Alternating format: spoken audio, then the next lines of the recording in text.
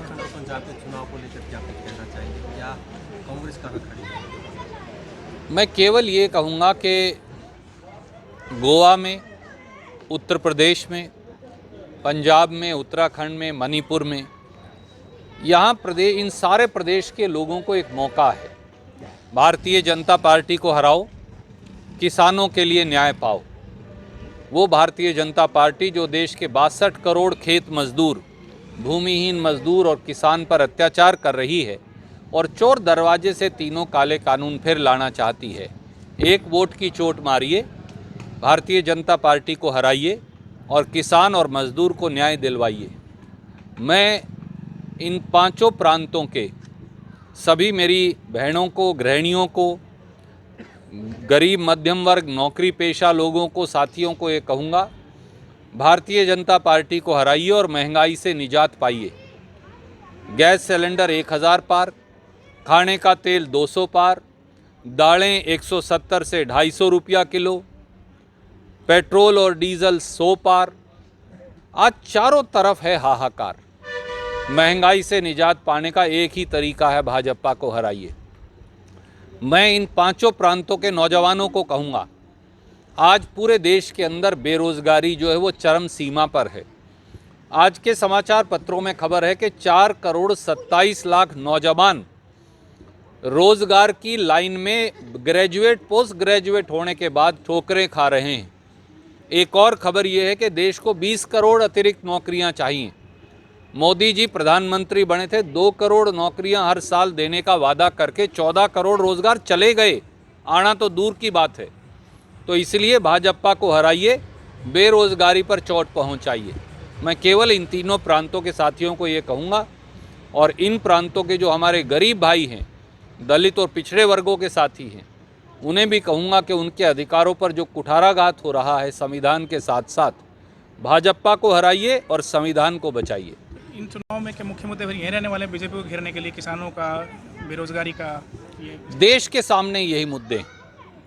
आज 10% देश में बेरोजगारी है और हरियाणा जैसे प्रांत में जहां खट्टर दुष्यंत चौटाला की नाजायज सरकार है, वहां बेरोजगारी 34 और 35% है। कहां जाए नौजवान? आज महंगाई ने हर व्यक्ति के बजट को तोड़कर रख दिया है। घर में बच्चा है, बेटी है, शिक्षित है, गुण है, हुनर है, रोटी नहीं है।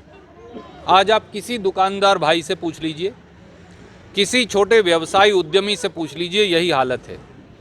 किसान और खेती और ज़्यादा टोटे का सौदा बन गई है।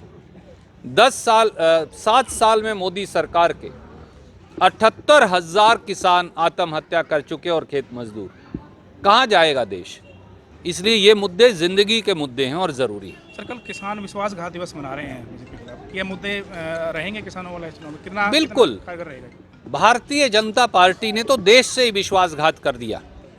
किसान से किया, खेत मजदूर से किया, हमारी बहनों और गृहिणियों से किया, मध्यम वर्ग नौकरी पेशा लोग से किया, युवाओं से किया, दलितों और पिछड़ों से किया, आदिवासियों से किया, छोटे दुकानदारों से किया, छोटी फैक्ट्री वालों से किया, 2 वक्त की मजदूरी करके रोटी खाने वालों से किया। कौन सा ऐसा वर्ग समाज का बचा है जो भाजपा के विश्वासघात से छूटा है?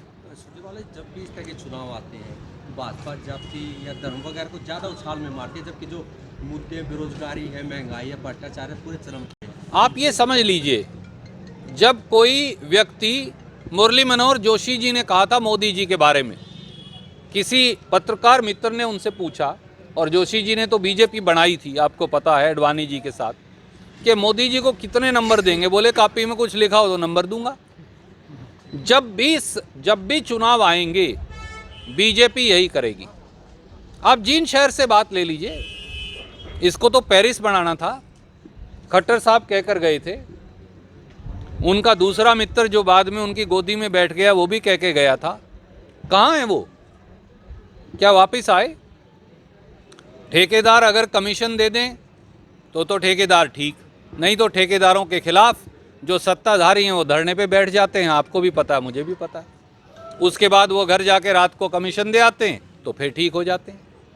आए दिन नई स्कीम अनाउंस करते हैं। क्या जींद शहर में अंदर घुसने का रास्ता भी है? आज तक पूरा जींद शहर गड्ढों से अटा पड़ा। जींद शहर में सीवरेज डलते हुए अब 4-5 साल हो गए, आज तक सीवरेज नहीं डल पाया। जींद शहर में पीने के पानी की क्या हालत है, बिजली की क्या हालत है। शायद डाकू भी ऐसे आक्रमण नहीं करते थे जैसे बिजली विभाग के कर्मचारी छोटे छोटे गरीबों के घर के अंदर जाकर डाका डालकर चालान करते, क्योंकि खट्टर साहब ने, बीजेपी ने, जजप्पा ने एक टारगेट दे रखा है कि जींद से इतने करोड़ रुपये इकट्ठे करके लाने। सच्चाई ये है कि ये पूरे हरियाणा की यही हालत है। तो आप मानते हैं कि जो हरियाणा में भ्रष्टाचार है वो भाजपा के मंत्रियों और विधायकों के संरक्षण में ही चल रहा है? पेपर लीक भाजपा जजपा के संरक्षण में हो रहे हैं। अब तो 33 पेपर बिक चुके। जो मैं कहा करता था वो सच हो गया। सारे चोर पकड़े गए। चोर किसके संरक्षण में काम करते थे वो सामने आ गया।